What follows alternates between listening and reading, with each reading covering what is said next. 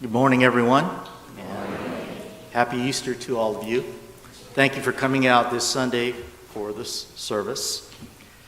Can't believe this is already almost the end of the third month, and spring is here, as my nose and my throat tell me. Time is flying by, and it keeps moving to its own beat. We get older, and our bodies change. And this morning, when I was looking out at the sixth grade kids, they're in my class 2 years ago, and I would not recognize most of them now. It was a shock to see them. And so, but it was nice to see them. And this is the teaching of Amida Buddhist, well, the teaching of impermanence. And since my wife and I have been retired, Shirley and I are often asked, or often told, that we should travel as much as we can before we get too old and have no energy or desire to travel. And so we have taken up their advice, and today's Dharma message is about our first European adventure last year.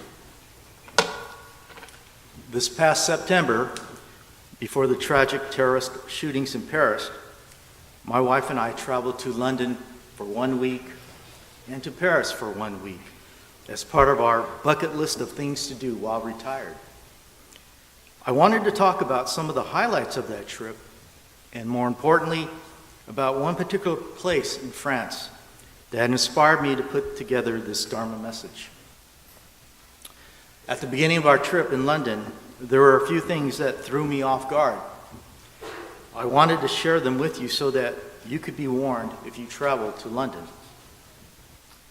Before crossing the street, the people in London look right instead of left, like in America, because vehicles are driven on the left side of the road in England, which is the opposite direction of the traffic that moves in the United States. At our hotel, directions for looking before crossing the street were written on the ground at the entrances so as to protect the pedestrians from accidents and death.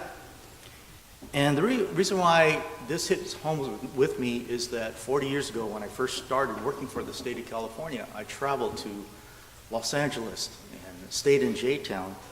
And I remember one particular conversation where this Japanese fellow told me that there was a Japanese tourist from Japan, and he had looked the wrong way.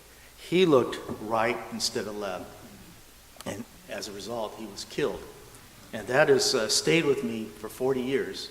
And so, whenever I go to a country where the traffic is the opposite way, I'm always in the moment to make sure that I look the right way and not end up like that gentleman 40 years ago.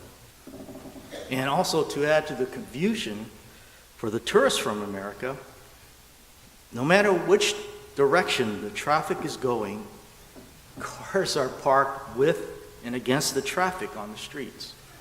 Basically, cars are parked wherever there are empty parking space. Now, if that doesn't throw you off, then I don't know what will. Getting on to my two highlights of London, the first one being Buckingham Palace is the residence of the reigning monarch, Queen Elizabeth II. Built in 1703, the first monarch to live at the palace was Queen Victoria in 1837. Currently, there are 19 staterooms, 52 principal bedrooms, 188 staff bedrooms, 92 offices, and 78 bathrooms. They sure go a lot, I think. Every year, approximately 50,000 invited guests are entertained at garden parties and state receptions, banquets, and audiences with the Queen.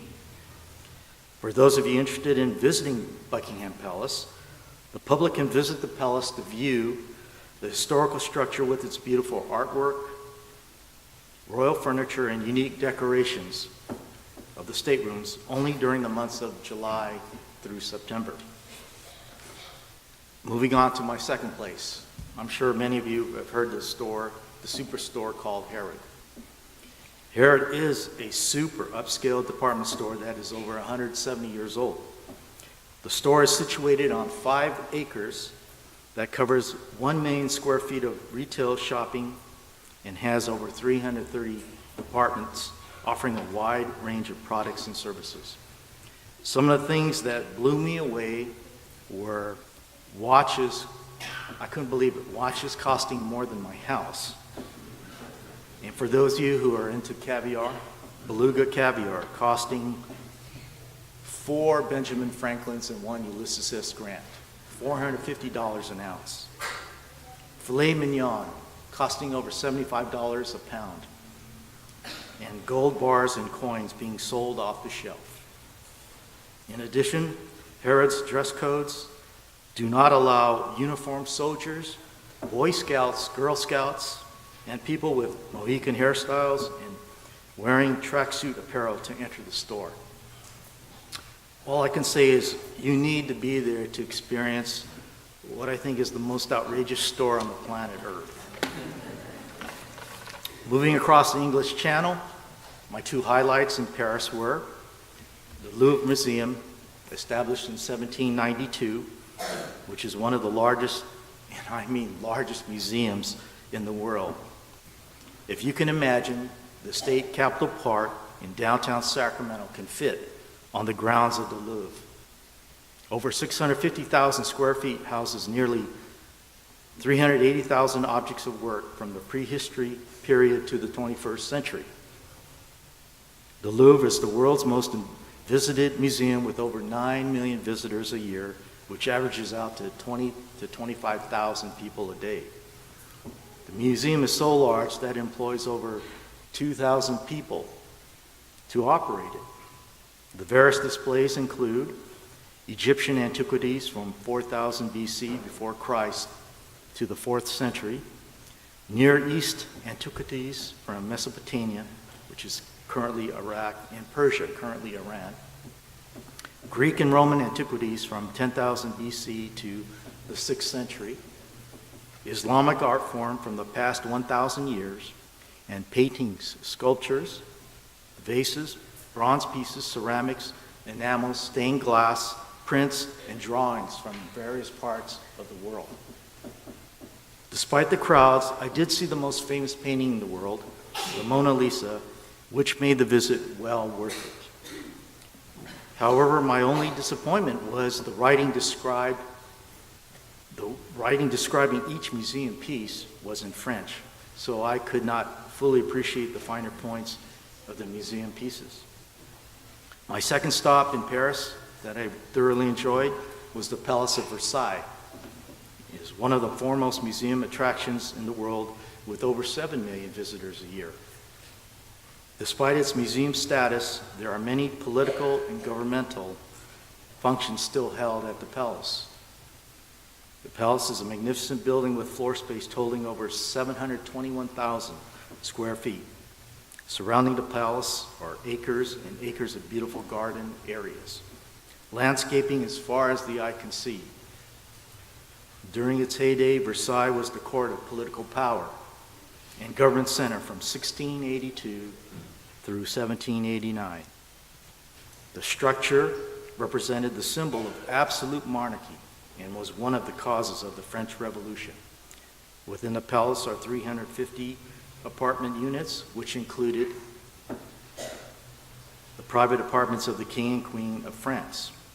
The palace also has a royal chapel, royal opera room, the Hall of Mirrors, which is spectacular in itself, and displays of period-style pieces of furniture, paintings, sculptures from the 1700s and the 1800s.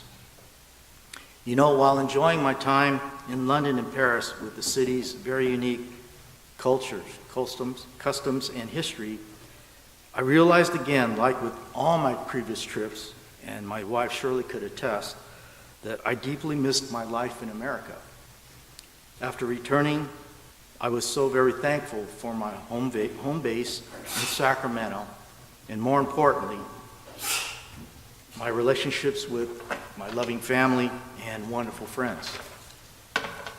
Now, as I mentioned before, the inspiration for today's Dharma message is about a place located 4 hours away by vehicle from Paris and located near the English Channel. The site I am referring to is the United States Military Cemetery near Omaha Beach, where the invasion of Europe during World War II occurred at Normandy Beach on June 6, 1944. Before entering the 173-acre sanctuary, there was a sign informing the visitors on how to conduct oneself while on cemetery grounds. Visitors are not allowed to run, play, picnic, litter, or sit on the grass, and must be properly dressed at all times, which means no bathing suits and no bare torsos exposed. As I stepped on those hallowed grounds, I immediately felt the solemn and serene nature of the cemetery. Only the best of behavior was acceptable in order to pay proper respect due to the 9,387 bodies buried in those sacred grounds. The landscaping was so beautifully manicured. The thousands of Italian marble crosses and stars of David for the marked graves were all lined up perfectly in straight and diagonal lines. At 12 noon, taps is played over the loudspeaker so that the visitors can silently pay their respects. That whole experience simply took my breath away. After I came home from the trip, I thought about that very visit to the military cemetery. Out of all those wonderful places I visited, I kept thinking about the military cemetery. The reason why I kept going back to Normandy in my mind was I was so in awe of that special place and humbled to have stood on the grounds where the most pivotal point in World War II in Europe occurred, where the ultimate sacrifices were made by many soldiers in order to save our world as we know it.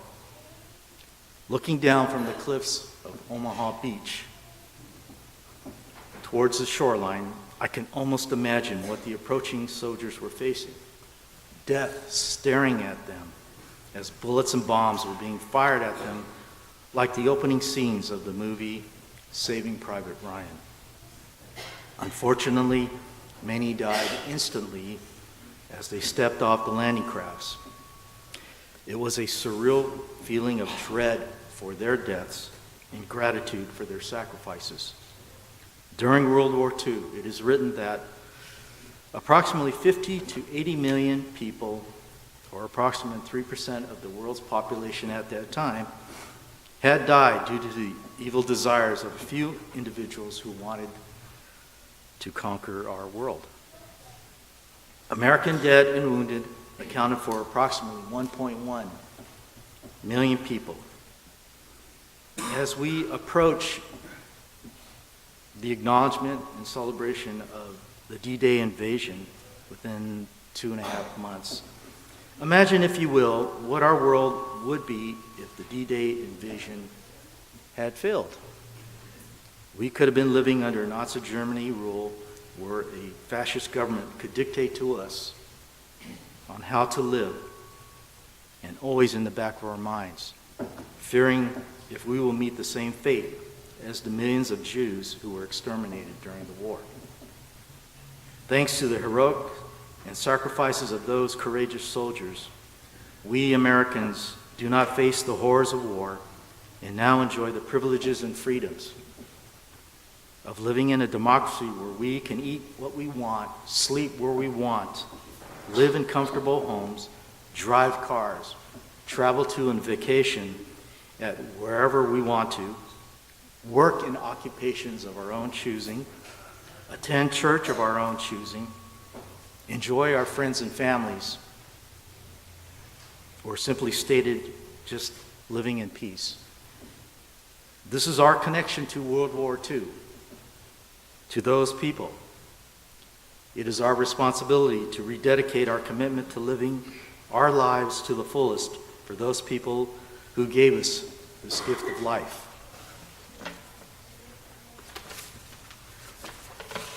As time marches on, and as the Dharma teaches us, we do not know how much time we have to live on this earth because of life's impermanence.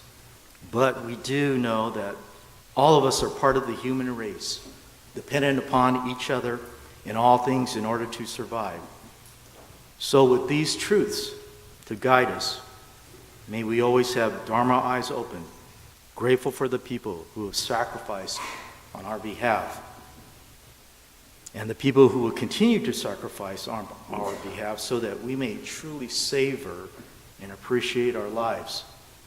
As we go forward into the future, whenever we encounter tough times along the road of life, let us step back for a moment and think about how truly fortunate we are to have the opportunity to live a life of onenbutsu, a life of gratitude to help us deal with resolving our difficulties. In closing, please join me in Gassho. While always on guard to make sure we take nothing for granted, and with our Dharma eyes open and with grateful hearts and minds, let us earnestly say Namo Amida Butsu for every day we live. For the many people who have supported us in the past and the many people who will continue to support us today, thank you for allowing us to live our lives so that we can seek, learn, and appreciate the teachings that allow us to live lives well lived. Namo Amida Butsu. Namo Amida Butsu. Namo Amida Butsu.